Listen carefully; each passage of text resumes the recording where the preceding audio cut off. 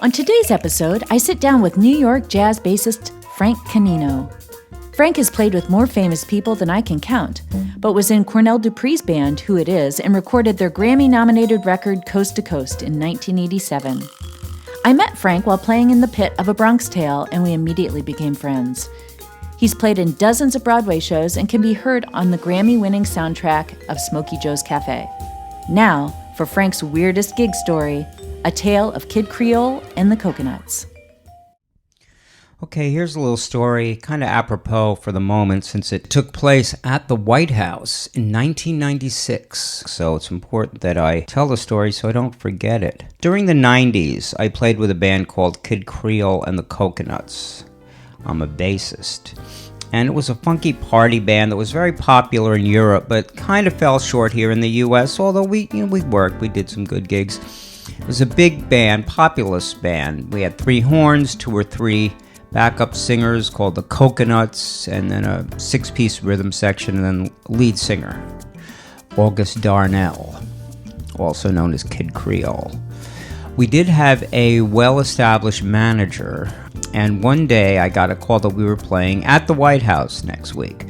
Now, this was a very dysfunctional organization. Even though there were years when I was the regularly called bass player, most gigs were still negotiations, especially if I could tell that they were lowballing me. This one was presented as $200, and we have to leave early. They're just hiring one bus to go from New York to Washington, and that means the crew's going to be on that bus, which means we had to leave early to make a 4 p.m. sound check. So this could be like a 20-hour service door to door. So that looks like minimum wage. So I was like, no, that's not enough to play at the White House. And there was never any point in asking details about a gig because the answers were never reliable.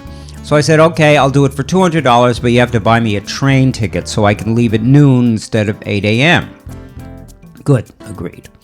So knowing that holding any kind of expectations about the gig would be silly, I kind of let it rest in the just another gig file. Also, it was never prudent to let folks know that I was going to be away from my apartment all day because a few years earlier, I had been so excited to play at Clinton's first inaugural with Benny King. I told all my neighbors, and when I returned, my place had been robbed. So, and that was an experience. Anyway, I got on the train, and arriving at the train station in D.C. is always a lift. It's beautiful, majestic building, the D.C. train station. And, you get out, you walk outside, and immediately I think of Mr. Smith Goes to Washington and Jimmy Stewart going, wow, I'm here, It's impossible not to feel a pinch of patriotism. Now, I still had no idea of what I was getting into, but I was told there'd be a car to pick me up, and as I exited the building, I quickly identified an imposing black limousine displaying my name on a placard in the window. Impressive. I entered the vehicle, driven by what seemed to be a hardened but friendly Secret Service lady. Within minutes, we were at the White House backyard gate. And as the driver stopped at the gate, all she said to the guard was, "I have Mr. Canino," and we proceeded to the stage at the back lawn. It was a sunny day, but I noticed some threatening clouds not far off, and there was no covering over the makeshift stage structure. Turns out the event was the annual picnic that the President and First Lady throw for the press corps that cover the White House. It was always great to see the gang, the band, although I felt somewhat uncomfortable at being obvious that I'd cut a cool deal for myself. But on the other hand, other people might have been getting twice the money I was. It was that type of organization, so you never know. Even though the party had started, we sound-checked a few numbers and then were guided inside the White House to a small lounge where we were being held until we were to transfer to a hotel to shower and rest before the show. A few minutes later, our guitarist stormed in livid. He had taken a burger from the picnic buffet, and just as he was about to eat it, a Secret Service agent grabbed it out of his hands and said, "You can't have that, you're a musician," and threw it in the garbage pail right in front of him. Oy, it's going to be one of those gigs. He's still mad about that. I spoke to him recently. As we sat there commiserating, a very proper staffer came in, and as if she was talking to a group of second graders, she said, "The president really wants to come meet you, but he's on a very important call and will meet you all after the show." Well, I hadn't expected that. The good news was that Clinton had something more important to do than hang out with us, which made me feel safe in our country. But this is the musician's life in a nutshell. 1 minute you're not good enough to eat a hamburger, and the next minute you're informed that the president will be meeting you as soon as he can. This is really important because it explains so many experiences. I remember one day playing a festival for 50,000 people in Belgium with Kid Creole, and the next day flying home as early as I could so I could make a wedding gig. Anyway, Stafford continued, "Meanwhile, here's copies of the program for each of you. It was a lovely brochure with all our names spelled correctly. Who knew? No burger, though." We were driven to a nearby 3 or 4-star hotel, nice but nothing special, where each 3 of us shared a room just so we could shower and rest. We were not spending the night. I entered a room with Kenny, the trumpet player, and Charlie, the saxophonist, good friends of mine. And we could quickly see that the room was inhabited. No one was there, but there were clothes in the closet and beers in the refrigerator. We called the front desk, but they emphatically confirmed that whoever had been there previously had checked out and we were welcome to anything we found. We pressed them on this because as touring musicians we knew something was off, but the front desk didn't want to hear about it. They didn't want to hear it. Okay, have a beer, maybe a nice new shirt. In due time, we were shuttled back to the White House and ferreted back into our holding lounge. Again, the staffer comes in and informs us that the president is very busy. Good.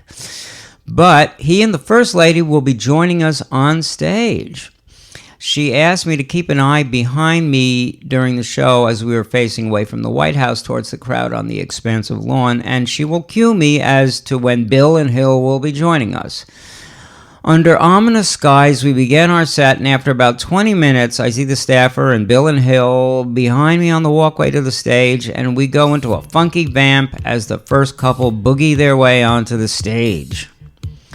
Now, this was shortly before the Monica Lewinsky scandal broke, and Bill was no doubt feeling his oats, while proceeding to nudge himself tightly between our 2 luscious blonde coconuts. Hillary then cued the band down as she took the kid's lead microphone to speechify. Bill was obviously digging his own scene as the flirtatious coconuts were all over him on display in front of the White House press corps. Just after their short thank yous to the press corps, Bill and Hill positioned themselves down in front of the stage behind a loose rope so they could shake hands with the folks. Then, boom, the loudest thunder imaginable, immediately followed by heavy showers drenching us. And it was, "Oh, we're wet. Let's go in the house." I can only assume that the Secret Service had everything under control because it felt so natural as to go in the house. It's wet, raining, albeit the most securely guarded house on the planet, but that's what we did. Everyone, including Bill and Hillary, just milling about inside, hanging in, drying off. Bill was wearing an extremely ugly hot pink shirt that I could only assume was so he could be always easily identified in a crowd. I can't allow myself to believe that it was his own personal taste. Eventually, the staffer organized everyone to position themselves for pictures. There was a receiving line. We all got to shake hands with the man, take personal shots, and then the group shot. On the left in the back, you can see a little guy I can only identify as Zelig, although today it would be, I guess, Bernie. But he was the last in the receiving line, and as he shook Bill's hand, the president said, "You're not with the band." And the guy just said, "No, I'm visiting here from Ireland, and I love what you're doing over there." And Bill was right in on it. He was like, "Great, I'm glad you like that because we got new things you're going to be really happy with." And he was really hanging on and on. I was really impressed. Just a dude wandering into the White House in the rain. I guess he must have wangled some official clearance, but it seemed so random he was there, and we didn't know who he was or how he got there. But he was just talking to the president. Bill was totally relaxed and just hanging, bubbled. Soon after we say goodbye to Bill, Hillary had disappeared, and we're driven back to the hotel and were ushered into a nice conference room for dinner and drinks. Finally relaxed and reflecting on the weirdness of the day, an irate dude storms in the room and gets up in Kenny's face. "Hey, take off my shirt!" "What?" "Oh, must have been the guy whose room it was." And Kenny was like, really nice. He goes, "Look, man, the front desk said someone had left it permanently." The guy's, "Where the fuck are my beers?" Take it easy. The guy who had none of it, couldn't see the humor in it at all.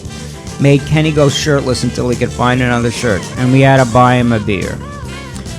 I don't remember what happened after that. I guess we all got on a bus and traveled back to New York City. But many years later, I visited the Clinton Library in Little Rock while I was on tour with Mamma Mia. And sure enough, there was a big picture from the 1996 press picnic, and there I was on display right before the rain pummeled us.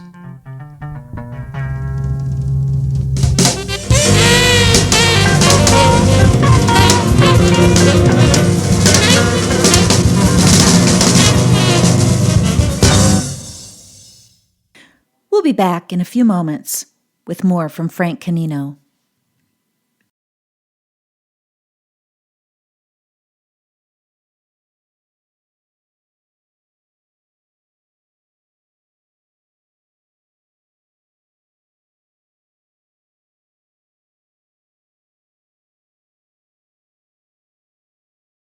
I'm from New York. Okay, I'm from New York. From New York City.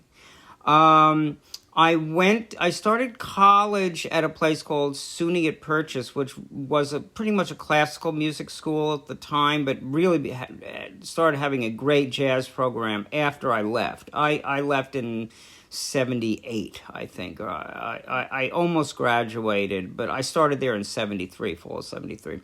And, during that time, it was just a very, that was the 70s in New York, so it was incredibly exciting time. I was, with jazz and it was like, the thing that was really cool for me was, it was like the beginning of, it was when jazz and pop and rock really came together seriously. Because before, in the early 70s, the melding of what was to become fusion, it was really just the birthing of it. And it was a lot of jazz guys who really didn't like anything other than real jazz, trying to make a few bucks. And so they were like, thinking that they could easily play pop or rock or something else, and it would be easy because they were good, or it didn't work out. But finally, in the mid-70s, there was a group of people, that really started putting it together, with people with good R&B blues roots that could play jazz, could play changes, studio musicians,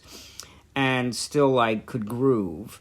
And knew what swing was. So, I was just sort of a part of all that, and I was just learning. I wasn't like a first call or even the second call, like studio musician during the heyday, but I got to do some stuff. And eventually, during the 80s, as I got better, I got to play, with all the people that were, the top people in New York and stuff like that. And I played a lot of jazz too. Then I had the straight jazz scene going as well, and I did more of that in the 70s and 80s, and I actually had my own little scene in Europe in the early 80s where I could go with my band and play and make a few bucks, doing jazz, and that was kind of fun. And then when my son was born in the mid-'80s, I started looking to make more money, and I started doing weddings. And I thought that was really fun and paid well. And then towards the end of the 80s, I was able to put everything together, and I could read well enough, and, I was getting called by really good people to get called by.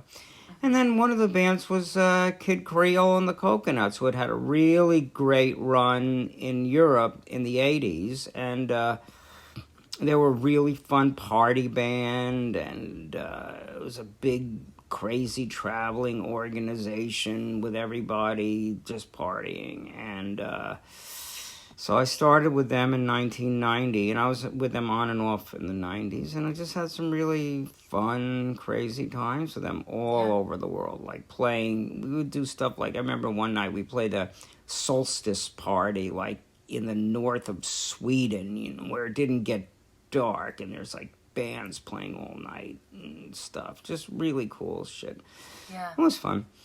And who is your favorite artist that you had an opportunity to play with? Well, for me, in the 70s when I was in college, I was obsessed with this band called Stuff that a lot of people were at the time, which was a rhythm and blues studio musicians. It was Cornell Dupree and Richard T. and Eric Gale and Steve Gadd, Chris Parker and Gordon Edwards. And it was the hippest thing in New York. They were on Saturday Night Live quite a bit, because they were just like so cool. They would back up Joe Cocker and things like that. And eventually I got to be the bass player, when that unit kind of split into a few different units. I got to be the bass player in that band. It wasn't called Stuff at the time, it's called Who It Is.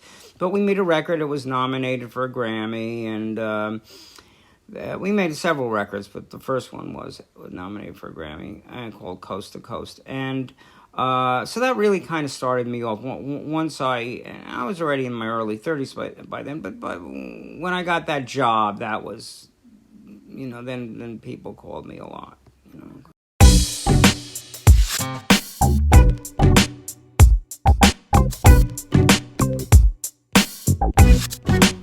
On Broadway, the only ones I actually did on Broadway that was my own share. I did that first one, that High Rollers Social Pleasure Club. I did Smokey Joe's, and then I did the last Broadway run of Hair. I did, which was 2011. And what happened is that so all through the 90s, I subbed on Tommy a lot in the early 90s, and then Smokey Joe's came in from 95 to 2000, and then I saw that Broadway was getting much more competitive because I could see the studio scene was ending. And plus, it was just like the only gig, even by 2000, it was almost the only gig left in town. So I started doing tours. And at that time, it was really easy for me to book a tour. So I did Rent. I went for 6 years. I was just going from tour to tour to tour. Rent was weird musically. I mean, it was because there was so much great stuff in there, but there was also stuff that was really unfinished. Because he died. Even he died like opening night or something. The guy that wrote it, Jonathan Larson.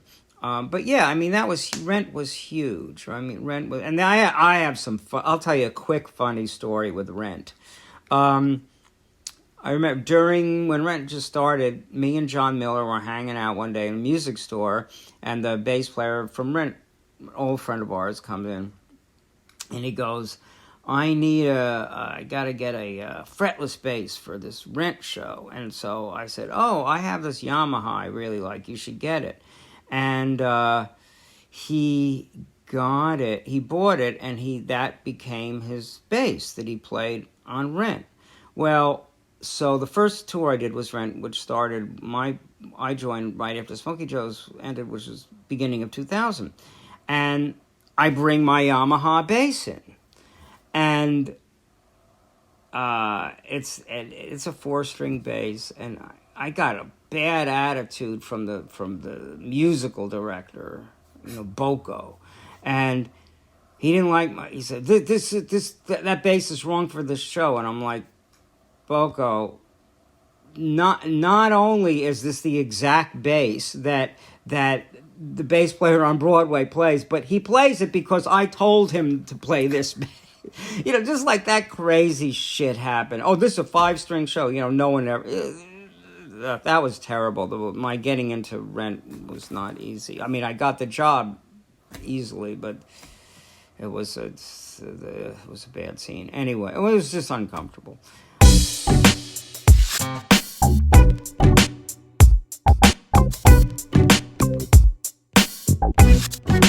One thing that I have that's kind of lucky is that there's a movie. Remember the Jerky Boys? The guys that made those funny tapes? Well, they made a movie, and a friend of mine produced it, so I was in the movie. We put together this band to back up Tom Jones, who was a sidelining. So if you ever see that movie. Also in that movie was Ozzy Osbourne. And it was not a year when his career was really happening. He just had this little part, and they custom made him this purple suit that the producer gave to me after the shoot, So I have this awesome purple suit that Ozzy wore in the movie, and I did wear that suit sometimes with Kid Creole. So maybe, because I don't remember like ever wearing weird suits, weird things. It's not me, but that loud purple suit from Ozzy is definitely weird.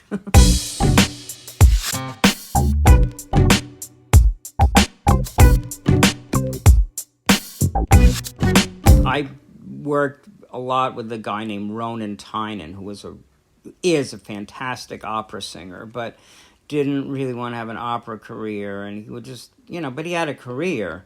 And I remember one time and he was very tight with the Bushes. He was like an upper echelon person, I don't know. But a really interesting guy. I mean, I won't even go into that because he was definitely the strangest person I ever worked with, and a great, brilliant person.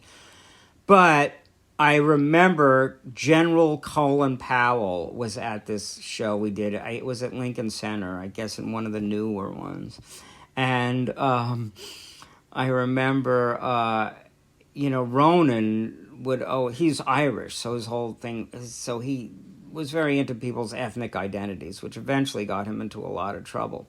But this particular guy, he goes, and there's Frank Canino, he's our token Italian bass player, And I remember after the gig, General Powell comes up to me. He's kind of like drunk, and he's like, "Oh, it's the token Italian."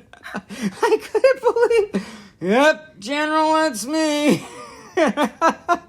That was weird. I didn't even. How do you talk to Colin Powell? You can't just hang.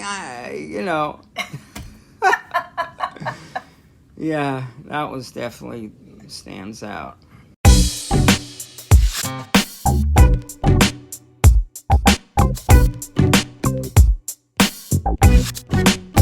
I worked with this guy, Cornell Dupree, which is, if you look, he was just Mr. R&B guitarist. He played with King Curtis, with Jimi Hendrix was in the band, played on many great rhythm and blues records. And Cornell was just a god to me.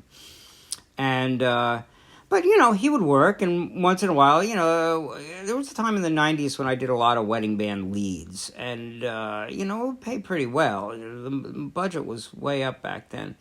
And there was a group of people that I used to play for. It was, I guess, a crowd. They were like Irish people, and they were like really hard partying Irish people. And that was around when that movie came out with that Irish band that played rhythm and blues songs in the 90s. I forgot what it was called, but it was a very popular movie. And, God. Anyway, so I get to the gig. It's kind of far away in New Jersey. It's when I was living in New York. And I think I just drove there with the drummer or one other guy in the band. And it was a snowy day, and everyone's, we're supposed to start. No one's there yet. And it's at not a private house, but it looks like a big old mansion that was like converted for events.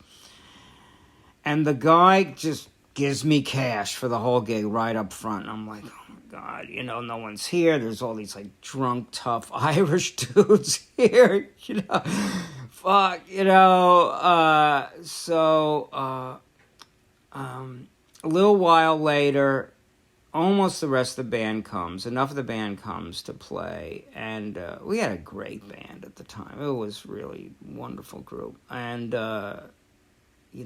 well-known people, but I won't go through all the names. But Cornell's not there yet.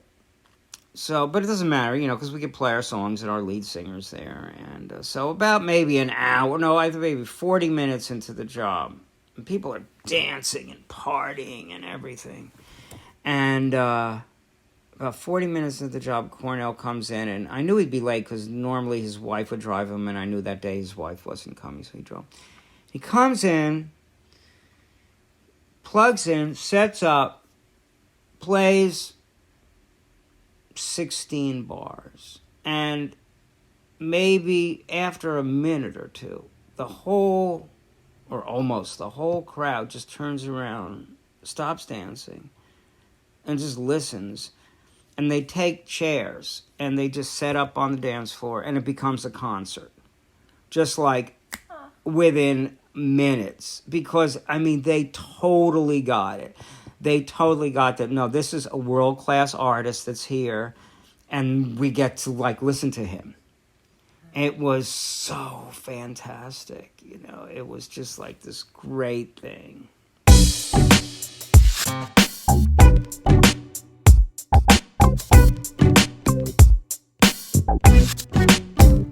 When I did the first, with Benny King, I did the Clinton's first inaugural. And it was a great party. It was an awesome, he had every band. I remember in one of the little rooms, like not in the big room, this was just at the convention center, he had Little Feat opening up for Aretha. Oh, I love Little Feat. Well, I know, and I had just been recording with their drummer. And actually, that track is on, one of the tracks I did with him is on my website.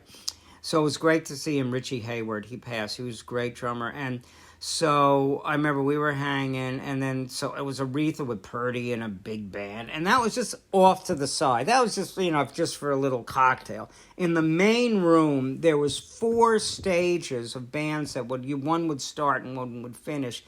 I remember Chuck Berry was on one stage with his original band with Johnny Johnson playing. And then Benny King, and you know, I was with him, and our band was on another stage. But the main stage was this group. It's led by a guy named David Pack. Do you know who he is?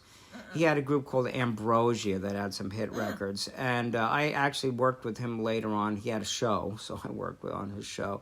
But he led this group, and it was like the classic LA group, you know, Steve Ferroni on drums, Nathan East on bass, Phil Gaines on keyboard, plus Bruce Hornsby on acoustic piano, and Joe Henderson on sax. Wow. Vocalists, Michael McDonald, Kenny Loggins, Carole King, Patty Austin. I don't know who else to start. That was the band. It was fantastic. It was so great. And that was in 92 for Bill's first. You were all just hired to play in this band to be at this yeah, we were all, it was his inaugural party. Inauguration. But I remember what happened is that there, you know, afterwards there's a big party, and this was 92, so it was a few years before the party that I did for Clinton, you know, at the White House. But there was a big party, and I was hanging out with this girl that I liked who was on Saturday Night Live at the time. She also died. Her name was Jan Hook or something. Yeah. And we were about to, like, you know, maybe go to my room or something. And I said, well, let me just go check my my messages at home. You know, back then you had to check your machine. Mm-hmm. And I remember, and there was no answer on my machine, and I just got really nervous. I said, if my machine isn't picking up, that means someone broke into my house, and I have to leave right now. And I remember, like, just getting on the next train, going back, and sure enough, I had told too many people I was going to be away all day, and my house was robbed. My apartment was robbed. Yeah, it was terrible. Otherwise, you could have gotten... Who knows? Gotten to know Jan Hooks a little bit more. The dear departed Jan Hooks. It was right after. I remember, do you have a mini bar? Yeah. These are great stories, Frank. I love them. I love your stories. Well, I won't get into the other dirties where things actually happened. I remember one day, this was, there's a picture of this on Facebook. There's... in Benny King's band, there was, I think at the time, just one woman, and she's a friend of ours, Judy Palmer. She's on Facebook, and they decided to play a trick on me. Judy was like, oh, Frank, can you come to my room? And I will go into the room, and all the guys in the band are in bed with Judy. Like, and it's like they all had their shirts off. I guess they were under, and like, you know, Judy was there with her, like, with her bathroom. She's like, hey. And for some reason, it didn't register as weird to me.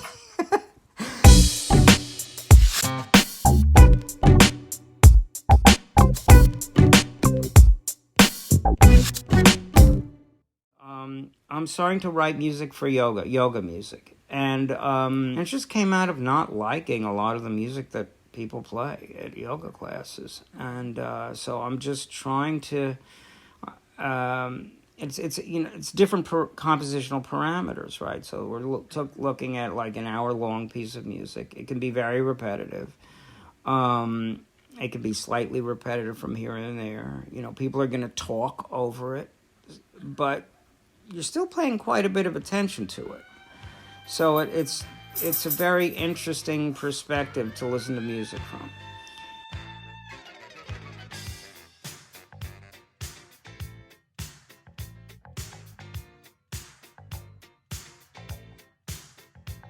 Thanks again to our friend Frank Canino for sharing his weird gig stories. Again, you can find out more about Frank's music, yoga, and his tales from the road at yogaontours.com. If you're enjoying the Weird Gig podcast, click subscribe on our YouTube page, like us on Facebook, and learn more about our show and our musician guests at weirdgig.com. Theme song written by Kara and performed by Kara, Patrick, and Vance Okreshevsky. And remember, come for the stories, stay for the weird.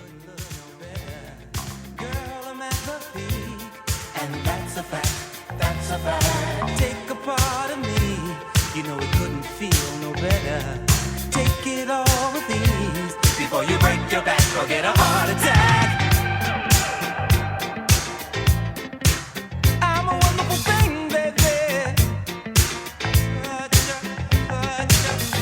Wonderful. I'm a wonderful thing, baby.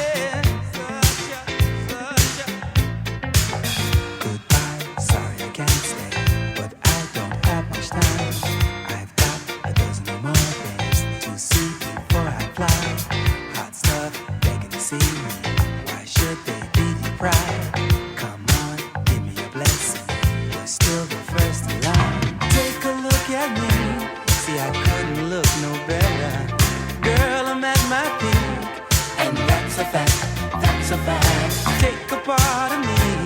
It couldn't feel no better.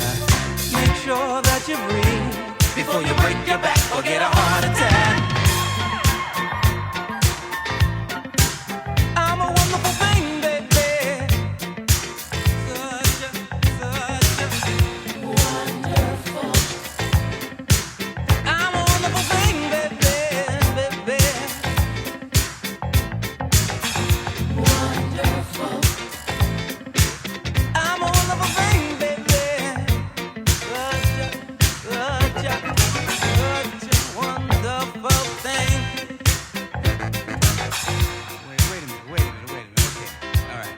Hold on. Let's just start with the A's. I just want to show you something. Let's just start with the A's. All right. Okay. Now, this is Ada, right? Anna, right? Anita too. Addie, you remember Addie? This is Abby Long. Abby Long up on Southern Boulevard. Yeah, you remember Abby Long, right? And it was Amanda Blue. I am Amanda Blue. Right. How many is that? I ain't counting. There's more. There was Sophie.